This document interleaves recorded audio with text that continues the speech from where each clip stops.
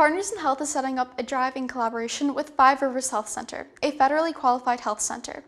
Five Rivers Health Center functions as a medical home for those in need. We are looking for donations of new hygiene and behavioral health products, including items like shampoo, conditioner, fidget toys, and crayons. There will be a table set up by the high school office, and we will be collecting any donations through April 17th. Your contribution will provide much-needed care products to patients and their families. These supplies help overcome everyday barriers facing our community, so be sure to donate and show your support. This drive is being organized by the Oakwood chapter of Partners in Health, part of a global nonprofit designed to advocate for equal healthcare access everywhere. If this sounds like something that interests you, join our Google Classroom with the code AM3PKMKG. Everyone is welcome, so be sure to donate and check out Partners in Health.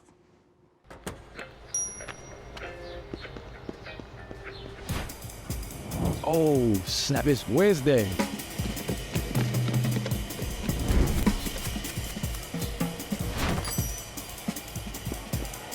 Student ID.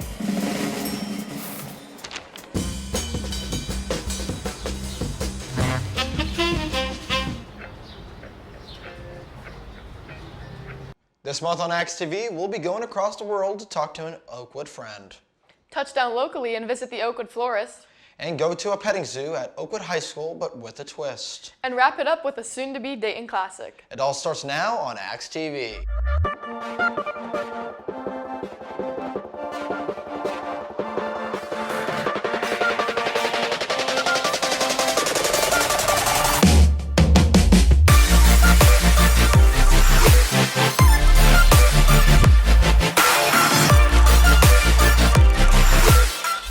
Hi and welcome to AXTV. I'm Louis Holzberg. And I'm Emma Hyatt.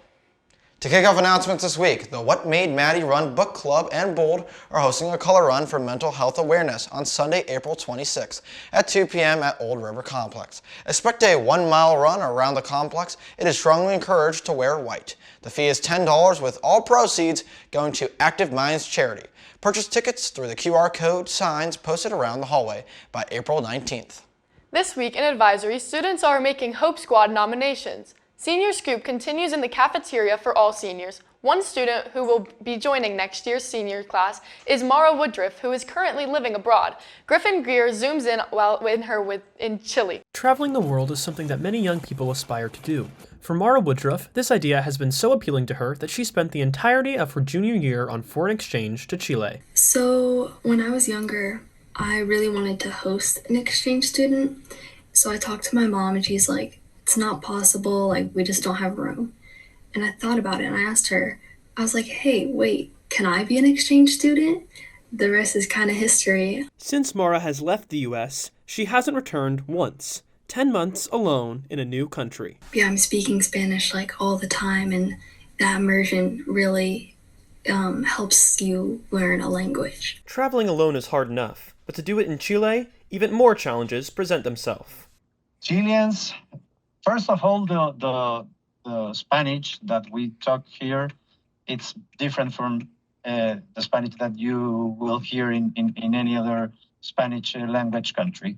Chileans are always making fun of everything, so it's some kind of difficult for people from other countries. But the language is not the only major shift Mara is facing. When it comes to holidays, Chile does things a little differently. What is very different is their Independence Day. It's September 18th. They call it El 18. So the celebration lasts all week long. Nobody has work or school, which is honestly kind of crazy though, because for Christmas we didn't have any snow and it was like 90 degrees outside.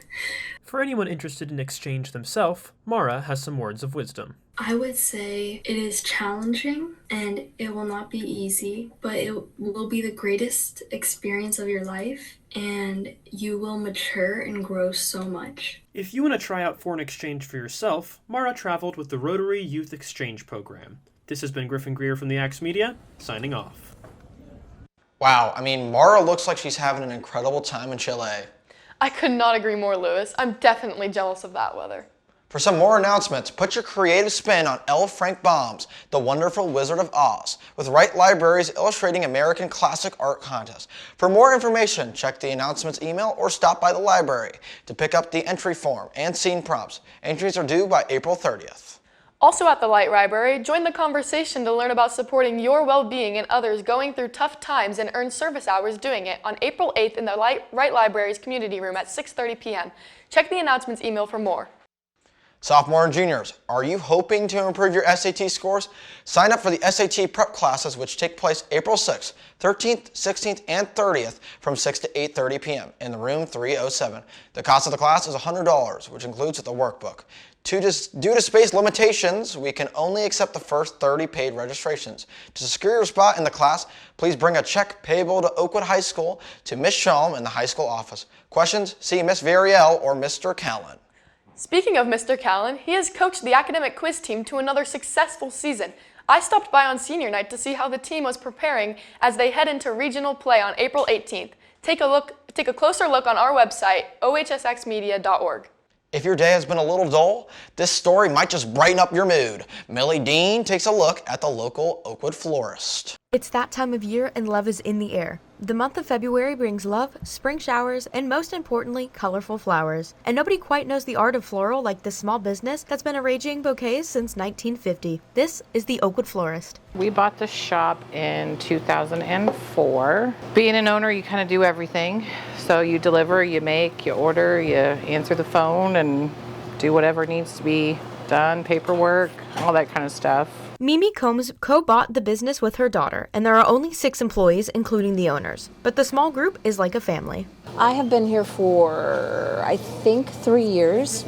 I came from Charleston, South Carolina, and I was just looking for a part-time job. Mimi and I hit it off immediately, and so we just she said, "You want to come work part-time?" And I was really sick. I was just kind of recovering from a big illness, so I came in just not knowing what I would be doing. And I've been here for 3 years. It's awesome. I mean, it's easy, it's laid back, we have so much fun, we make pretty things. This small business has constantly thrived, especially around Valentine's Day, which for most florists is the busiest day of the year. Usually about the middle of the week, Thursday, it'll be crazy. We won't be able to get in the coolers, we won't be able to have buckets to put flowers in. Drivers are constantly coming and going, phones will not quit. So it is a very hectic time at holidays. You can visit the Oakwood Florist at 2313 Far Hills Avenue or visit their website to browse the beautiful arrangements they offer. This has been Millie Dean for the AXT Media, signing off. I can practically smell those fresh blooms from here, Emma. It's the perfect way to brighten up the week. It really is. That sounds like a great place to buy flowers for prom. Across the street from the florist, a bookstore with a twist has opened into the shops of Oakwood. Lauren Oakes gets the scoop on the website at ohsxmedia.org. Thank you for that sneak peek, Lauren. To continue announcements, let's show our military students support. Be sure to get your spirit clothing ready for the month of the Military Child Spirit Week, starting April 13th. Make sure to wear red, white, and blue on Monday. More details coming next week. Key Club is collecting your pop tabs for the Ronald McDonald House. You can put them in the collection box in your advisory in the cafeteria, starting on April 6th and ending on April 17th. At the end of the day, if you have any questions, please just email Charlotte Bodie. Our next story looks at Oakwood's petting zoo, but instead of animals, it was instruments. I might have to go toot a trumpet myself. Here is Miriam Siff with the story. Every year, the Oakwood High School Band and Orchestra host an instrument petting zoo, where 5th and 6th graders interested in joining either program get the chance to see the instruments up close. My favorite part of this event is showing all the younger people what music can really do and how much noise and fun that it can be. High schoolers get to teach and share their passion for music, and elementary schoolers get to learn and discover new instruments they love. I just think that moment when I play it and I'm just like, whoa!